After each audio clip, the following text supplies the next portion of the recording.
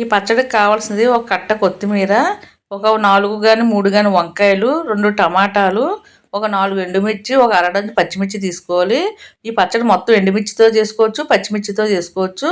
కానీ ఇక్కడ నేను 2 కలుపుతున్నాను. కొత్తిమీరని ఇలా కట్ చేసి పెట్టుకోవాలి, టమాటాలు కట్ చేసి పెట్టుకోవాలి, వంకాయలు కట్ చేసి ఉప్పు వాటర్లో వేసి ఉంచుకోవాలి. ఉప్పు వాటర్లో వేసుకోవడం వల్ల కండ్రెక్కకుండా ఉంటుంది, అలాగే నల్లగా రాకుండా కూడా ఉంటుంది.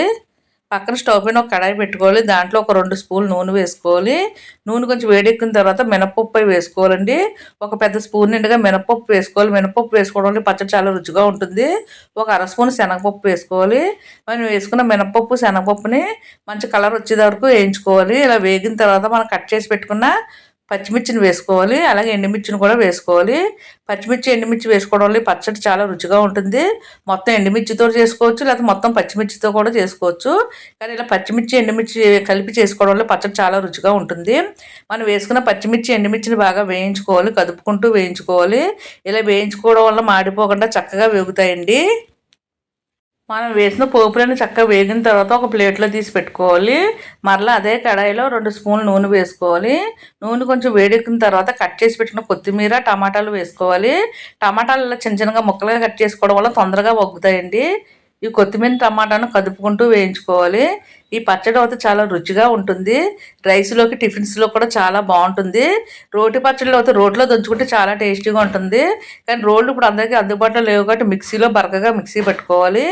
ఈ కొత్తిమీర టమాటా కొంచెం వేగిన తర్వాత దాంట్లో కొంచెం చింతపండు వేసుకోవాలి. ఇలా చింతపండు వేసుకోవడం వల్ల పచ్చడి మరింత రుచిగా ఉంటుంది.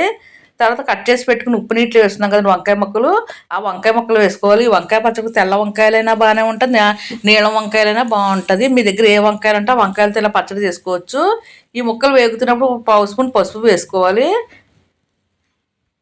1 స్పూన్ నిండుగా ఉప్పు వేసుకోవాలి. ఉప్పు సరిపోతే కనుక పచ్చడి నలిపిన తర్వాత మరలా ఉప్పు సరిపోతే వేసుకోవచ్చు.